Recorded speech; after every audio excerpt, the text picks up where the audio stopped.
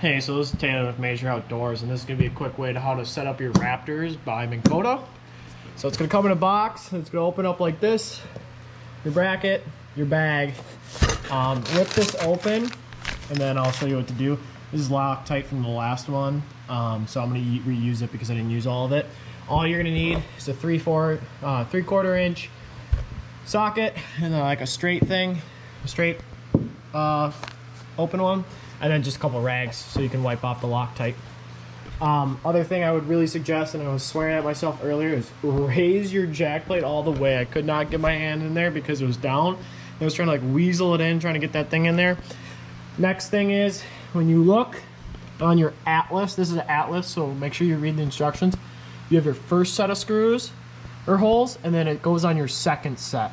So that's a big deal. Make sure you remember that. Hey, so I didn't get a lot of time to film me actually installing it, but I'll go over what I did when I installed these Raptors. So the biggest thing is lift your jack plate up. You cannot really get this bracket on unless you can get this thing. 2 lag bolts, washers on both sides, and then nylon lock nuts. And on top of that, they give you Loctite, which is really nice. Then, same thing here. 4 bolts, lock nuts, and then I'm going to show you, and the one thing is when I was testing this is I like everything really flush and flat and making sure everything looks right. When I did this, I don't know if you guys can tell this, but there is actually a little seam. The bracket on the talon is above the bracket, and I had it flush. I had it like flat. You can kind of tell right here too. You see how it's dipped at an angle? I had it flat, but when I had it next to my motor, it was like a two fingers worth away from the motor, all the way cranked. And then I actually watched Kevin Van Dam's video, and I zoomed in really far. And Kevin Van Dam's rigger also moved these brackets all the way to the side. With that being said, I'm using these wrap things. The Raptors are all ready. I'm just using these as extra precaution for Velcro. So when I travel far away, I like this. They come from Menards, I believe, or online, I'm sure. They're like $3. I did cut this off because I don't want any metal to hit them, because obviously like metal on metal don't look good when it wears. So I just cut the little taggy thing off, and these are the 17-inch version, by the way. Next thing is these the hydraulic lines. So you got 2 hydraulic lines from both of them. And I have it set up on right next to my charger. I have the 4 holes. And then I actually used a new material I've never used before. Get a flashlight on it for you guys. It's called polyurethane, I believe. It is made for automotive glass. So I have the 4 in line right there, and then I just polyed the corners and everything. I'll get up and show you the pumps and everything. But here's the other one. And then I just have, they're just little, these don't come with the boat. I've got some, where did it go? Oh, there's the flashlight. Just to kind of make the management a little bit better.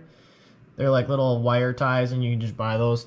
Got another set over here, and then I just zip these together, and then they all go right there. Okay, and then into my box. I wanted to put the pumps close so I can refill the lines, right? So my pumps are right here. One thing I would say is that these pumps are bigger than a power pole pump. You just kind of have to work with it. They do come with a mounting bracket back here. And then you just lag those 2 in. So there's just 4 screws and you're good to go. Power lines, positive, negative. Then here's your fill. You have a max fill and a minimum fill. So both of them are filled up, ready to good to go. And one other thing I've noticed is they give you a lot, like, they probably gave you, I don't know how big the power lines are, or the hydraulic lines, but they're like probably 10 feet. you have a lot of extra, so I kind of coiled mine back up into this corner of the boat and shoved them in there and then like tied them and everything. The only other thing I did that I kind of liked is one of these lines came pinched kind of in packaging. I don't know if you can see that right there. It came pinched between like this area right in here. Not for me or anything, but all I did is I put a zip tie right here through the C channel so these won't go side to side. Obviously this is like basically as loose as it gets, so these things can still move a little bit, but it kind of just restrains the lines from moving. I do believe this is a 3/4 inch hole, and I did use a Milwaukee hole dozer.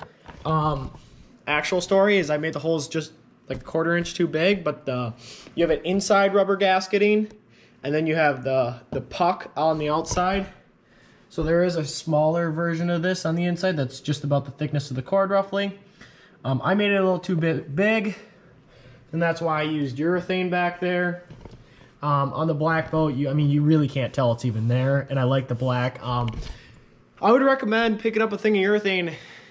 It sticks a lot better, it holds a lot better, it's still waterproof and everything.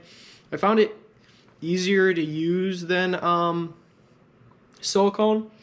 You do need a caulking tube, so you'll have to get one of your, one of those. But I was using these Titan straps, but there's a little bit of metal. It doesn't look like it touches, but I'm still too worried about that, so I'm gonna switch over to the Velcro ones. But yeah, these are my my Minn Kota Raptors all installed, ready to go. I don't really think I would change it any other way right now. I think this is what I got set up on the back of my boat. It's super. I think basically if you just have 2 3/4 inch wrenches and you got a hole dozer set, you can do it. I wouldn't recommend using a spade bit. I think the spade bit would chip up the fiberglass too bad. I like the hole dozer. If you guys have any recommendations to drill exterior holes into your boat, like some people might want a different bit than the hole dozer for that, send me a link of what you guys are using, because I would love to know what you're using. I find a lot of success in these hole dozers just because you get a pilot hole. You get a pilot hole with this one, and then this comes later, and then it's easier to center it, and it just doesn't chip very well, or it doesn't chip, so which I like. Other than that, these things are easy. They're light, they work really well, they have like the active anchoring mode. I don't know exactly what it's called, and then I also like the whole one link system, so that's why I got them this time. Super excited. I'm just a dumb carpenter, so if I can do it, anyone can do it, right? So I hope you guys like my little go over of the Minn Kota Raptors and just like what I did to install them. Sorry I didn't get all the footage like actually installing them, but I think you guys can figure it out. Biggest thing is have a hole dozing set,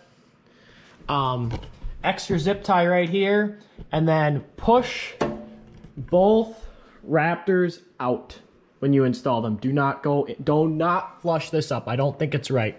I think they have to go out because that motor is cranked all the way. You got a good 4 inches here, probably 5 inches right there. And I like the more space. And then I think, the wider it is, it's going to grasp in the water better. So those are my big things. So hope you guys like this. Just trying to give a little bit of insight on this new product. Super excited to use them. I have got to use them in the garage, but that's not really using them. So please go like and subscribe. I also have other social medias on Facebook and Instagram at Major Outdoors. I'd really appreciate a like or subscribe or a follow. See you guys next time.